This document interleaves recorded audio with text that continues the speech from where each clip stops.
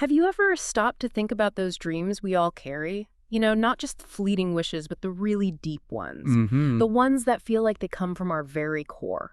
Maybe it's something from childhood, like wanting to build something huge or discover something amazing. Yeah, those really vivid childhood things. Or maybe it comes later, deciding you'll finally write that novel or see the world or maybe open that little neighborhood cafe. Or make music, right? Something that really connects. Or even just, making a difference, changing lives somehow. Exactly. These things aren't just like casual goals. They're wrapped up in our passions, our hopes. Sometimes they even grow out of, well, difficult experiences, don't they? Absolutely. That longing for something more. They carry so much weight, so much personal meaning for us. They feel like our potential future, our purpose, maybe. But then there's the flip side, the kind of awkward truth we don't always like to talk about. Which is That so many of these really cherished dreams, the ones we pour everything into, they don't actually happen. They fizzle out. it's a strange paradox, isn't it? All that passion, all that meaning, and yet, poof, they seem to just disappear. Which brings us right to the big question for this deep dive. Why? Why do so many dreams that feel so important and full of passion, just seem to fall apart? It's a huge question. And, I think on the surface, we often reach for the easy answers. Like what?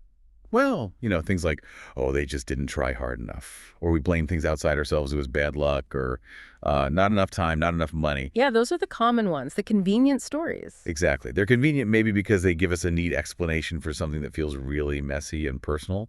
But, the source we're looking at today, when dreams transform, overcoming failure and finding your path, it suggests the real reasons are, well, they're much deeper than that.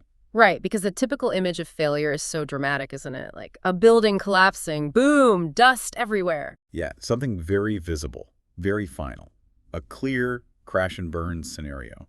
But that's not really what we're digging into here. Our mission today is more about uncovering the quiet ways dreams die, the slow fade. It's often invisible, right? And the author uses this amazing metaphor. They say, dreams don't crash like a building. Instead, they fade like a song no one finishes.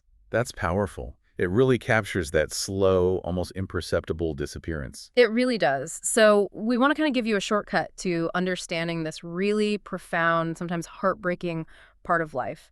The hope is, by looking at these hidden reasons, you can navigate your own dreams better and maybe understand with more compassion what happens when things don't go, according to plan. A more nuanced view of the whole process. Exactly. So let's start by getting a bit clearer on what we even mean by a dream here. It's a big word. It is. And the source helps frame it as something really personal, really significant. Like those childhood dreams we mentioned. Some start there, don't they? Those bright, wild, almost impossible visions, full of wonder, no limits. Right. Wanting to be an astronaut or a rock star or finding lost cities, completely untethered from adult constraints. Pure imagination. Pure possibility. Yeah. But then as we get older, other kinds of dreams start to form. And these ones, well, they're often shaped more by our actual lives. Why so? Like by experiences of pain, maybe, that make us yearn for something different. Or just by a stubborn sense of hope. Or that quiet feeling that there has to be something more than this. Right, a longing for deeper fulfillment. Exactly. These later dreams often speak to our core values, who we really want to be, the kind of mark we want to leave. And the source gives some great examples we can all relate to, like writing a book. Which is never just about words on a page, is it? No. It's usually about sharing something deep inside, telling a story that feels urgent, maybe creating something that lasts beyond you. Or wanting to travel the world. That's not just about collecting passport stamps. Not at all. It's about expanding your mind, right? Seeing different cultures, seeking adventure, maybe finding parts of yourself you didn't know existed. And opening a little cafe. That dream. It feels so warm. It does. It's often about creating community, isn't it? Sharing comfort, connection, fostering real human interaction. It's more than just a business. Or making music. Trying to express something you can't quite put into words. Yeah, reaching people on that emotional level, connecting beyond language. And then there's the broader dream, just changing lives, wanting to contribute, to help, to fight for something you believe in. It's a powerful drive. What strikes me is how deeply personal all these are. They feel like the truest expression of our hopes, our authentic selves sometimes. Which makes it even harder to grapple with the fact that so many just don't happen. That's the unsettling part. All that passion, all that meaning. And yet the reality is many dreams fail to become reality. And this really challenges how we usually think about failure. We tend to think of it as loud, right? Dramatic, something obvious. Like that building collapsing image you mentioned. A definite event. Undeniable wreckage. Yeah, that's our default mental picture. Exactly. But when dreams transform, offers that different metaphor, which I think is so much closer to the truth for many dreams. They don't crash like a building. They fade like a song no one finishes. Just sit with that for a second. A song losing its melody, its rhythm, bit by bit, not stopping suddenly, just dissolving. A quiet whisper until it's gone. It's the quietness that gets you, the silence, not the explosion. Precisely. And that resonates, doesn't it? Oh, absolutely. Yeah. How many of us have had that exact experience? A dream that didn't blow up, it just slipped away. Maybe it was that project you started with so much excitement and then it just gathered dust. Or a big life change you really meant to make, but the momentum just trickled away. You didn't make a big announcement, I quit. No. You just stopped gradually, stopped working on it, stopped thinking about it much, until it's just this faint ghost of an idea, that subtle fading. And that kind of quiet demise, it can actually be more painful in a way because it's ambiguous. Right. There's no clear endpoint, no closure. Exactly. No single moment to point to and say, that's when it failed. It just was, and then it wasn't. And that ambiguity leaves this lingering sense of unresolved loss, doesn't it? It makes it harder to process than a clean break. Definitely harder to let go of. Which leads us right into why this happens so often. It's usually not the obvious stuff, the external roadblocks. No, the author talks about these silent saboteurs, forces working from the inside, often totally under the radar until it's too late. And the first big one is fear, but not the loud, obvious kind. Right. Not like fear of spiders or heights. This is quieter, more paralyzing. What kind of fear are we talking about? Well, the source breaks it down really well. There's that deep fear of just not being good enough, that little voice inside. The imposter syndrome voice. Exactly. Telling you you're not talented enough, your idea isn't original enough, you can't pull this off. It just chips away at your confidence. Or the fear of failure itself, which is such a trap.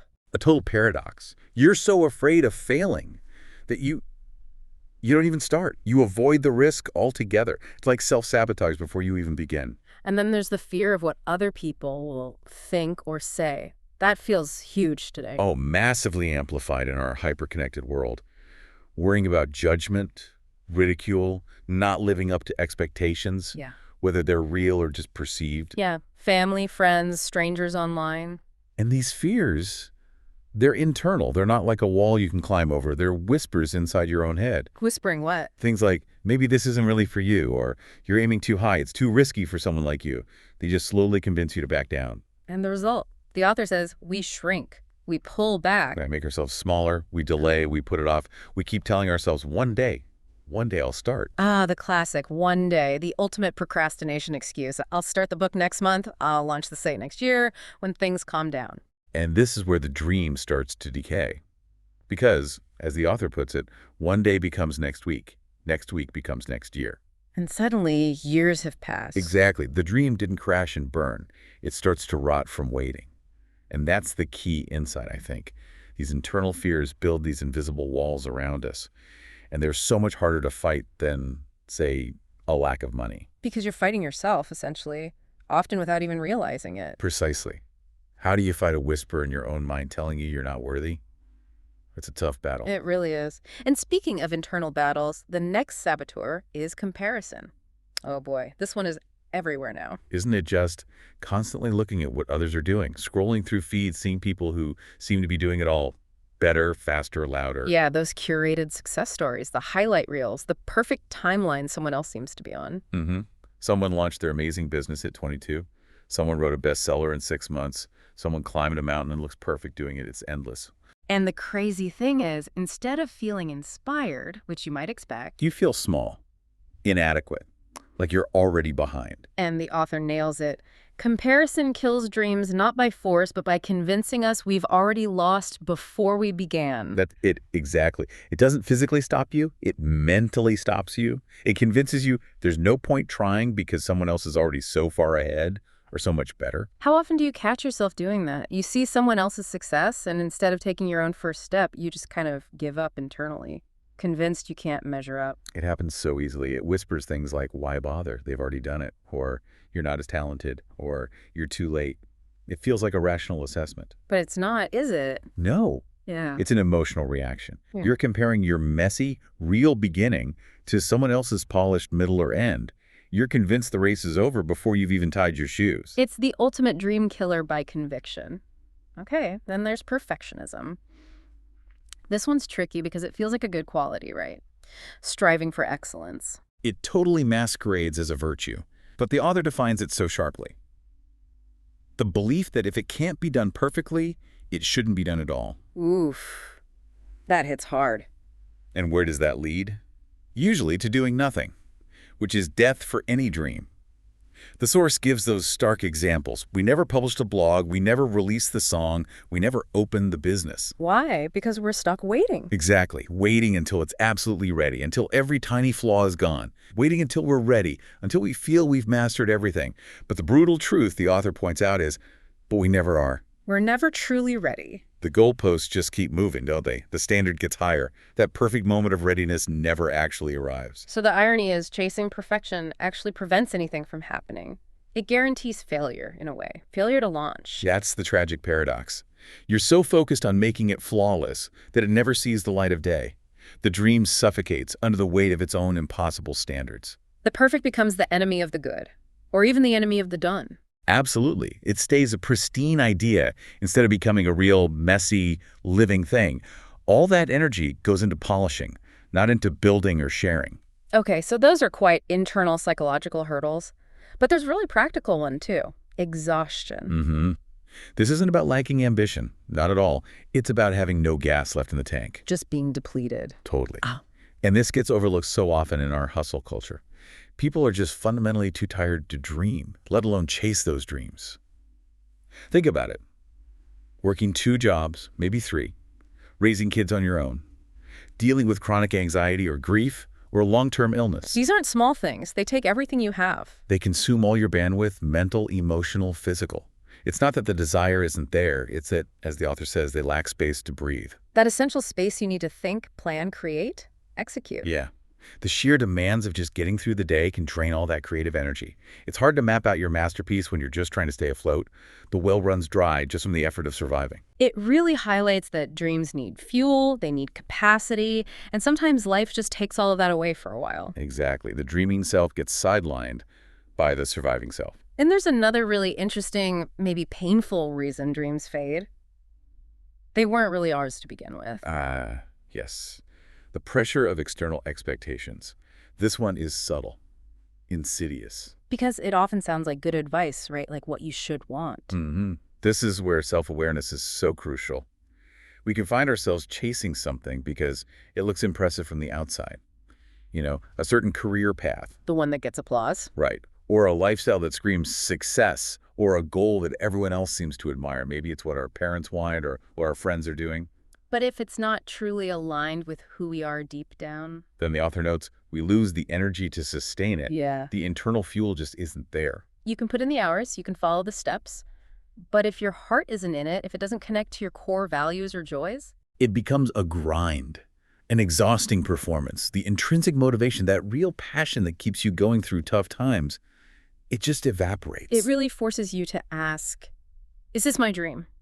Or am I living out someone else's script for me? That authentic connection is vital. A dream driven by external validation, by applause. It's built on shaky ground. It needs those deep roots in personal truth. It has to come from within.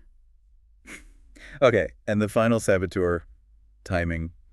This one can feel frustrating because it seems outside our control. It can be really hard to accept, and the author's metaphor here is just brilliant.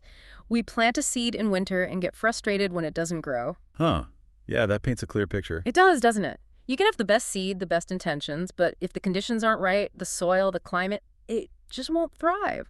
And it's not just about external conditions, it's about readiness. Our own readiness, yeah. As the author says, maybe the soil wasn't ready, maybe we weren't ready. And readiness can mean so many things. Maybe you didn't have the financial stability yet, or the emotional resilience to handle setbacks, or the right support network. Or maybe, circling back, you just didn't have that mental space to breathe. That's a really important perspective shift. Instead of just blaming ourselves, I failed, I wasn't good enough, maybe we should ask, was the timing just wrong? Exactly. Maybe you tried to launch that big project while dealing with a family crisis, or tried to write that vulnerable book before you'd really process the experiences yourself. So it wasn't necessarily a failure of ability, but more a misalignment, planting the seed in the wrong season. Precisely. It allows for a more compassionate view of our past attempts. It acknowledges that growth isn't linear. There are detours, setbacks, things that are just out of sync. Sometimes the best efforts just meet an unripe season. It lets you release some of that self-blame. Okay, so we've looked at these silent saboteurs: fear, comparison, perfectionism, exhaustion, chasing the wrong dreams, bad timing, the things that make dreams fade. But now, the really crucial part, rethinking what failure even means. This is where it gets liberating, I think. Yeah, the author says something so powerful. Here's the thing no one tells you. It's okay if your dream didn't happen the way you imagined. Just letting that sink in. It's okay. That's radical in our culture, isn't it? We equate not achieving with being flawed. Totally, but the author goes on, it's okay if it changed shape.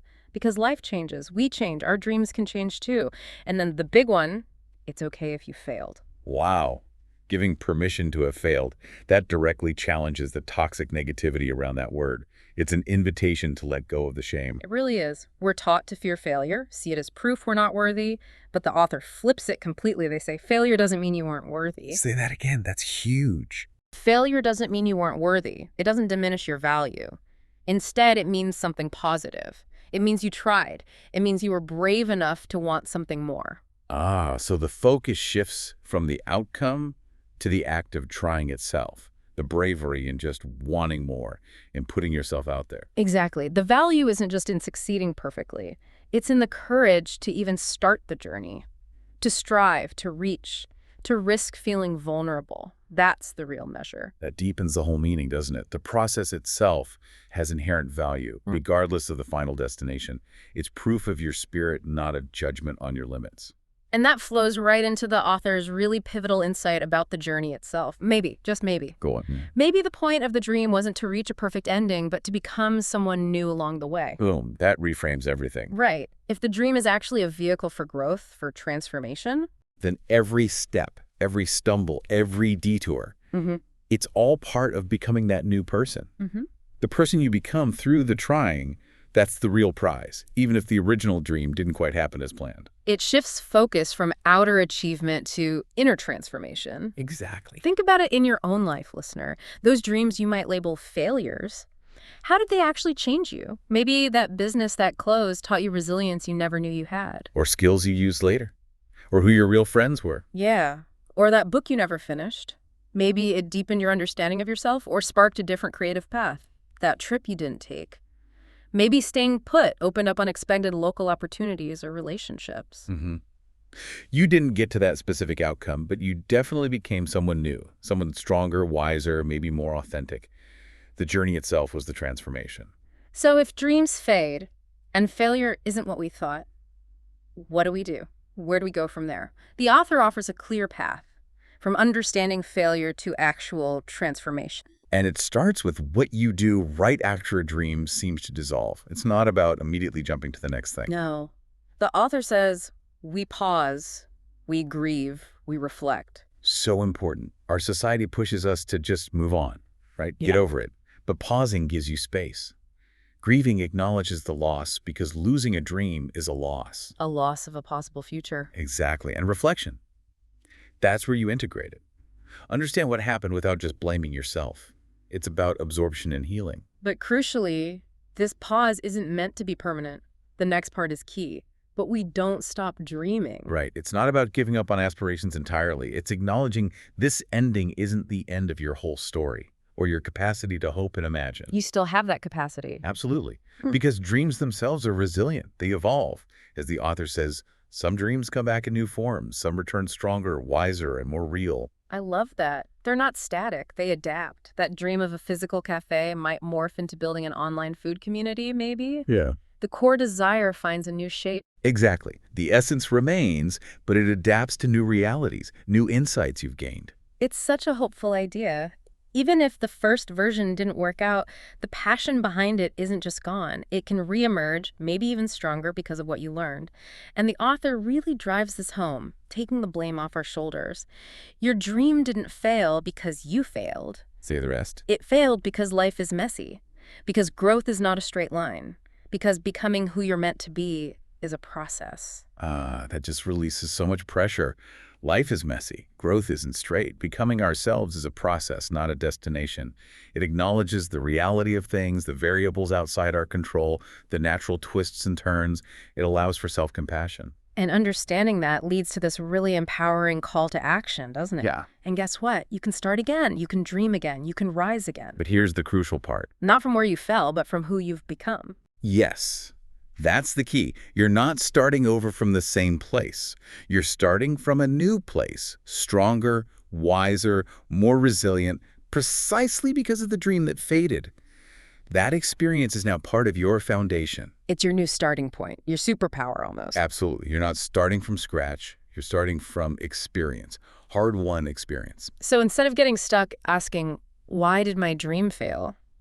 Which just leads to blame and feeling stuck. A question that rarely leads anywhere productive. Right. The author gives us 3 transformative questions to ask instead. Questions that shift us from blame to learning and towards action. Okay, what are they? These sound like powerful tools. First, what did it teach me? Actively looking for the lessons. Turning the experience into wisdom, not just dwelling on the disappointment. Exactly. Second, what do I want now? Crucial. Because what you wanted 5 years ago might not be what you truly want today. Our desires evolve. It encourages checking in with your authentic self right now. Instead of clinging to an old vision. And the third question, what's the next step no matter how small? I like that. It breaks it down. It fights that overwhelm, that perfectionism. Yeah. Just one small step. It makes it manageable, builds momentum gently. Yeah. It encourages re-engagement without demanding some huge leap immediately. These 3 questions feel like a roadmap, really, for clarity, for growth, for moving forward. They really do. From reflection to present desire to concrete action. Because the underlying truth, the big message the author leaves us with is, dreams don't die, they transform. That's the core of it, isn't it? Not erasure, but evolution. They change shape, they morph, they lead you somewhere new, maybe somewhere unexpected, but potentially more authentic. It's a message of hope, really. Continuous evolution. Life is fluid. Our dreams are fluid. And our desires, even if they change form, keep guiding us subtly towards who we're becoming. And the author ends with this really beautiful, provocative thought. Sometimes the ones that fall apart are the ones that lead us home. Wow. That's something to sit with. Isn't it? The idea that the very dreams that didn't work out, the ones that maybe caused pain or confusion, they might have been necessary detours, the catalyst that, maybe without you even realizing it at the time, were guiding you towards your truest path. Towards a deeper sense of self or belonging. Exactly. So maybe we can look back at those faded dreams not as endings, but as essential transformative parts of the journey, the parts that helped us discover who we were really meant to be.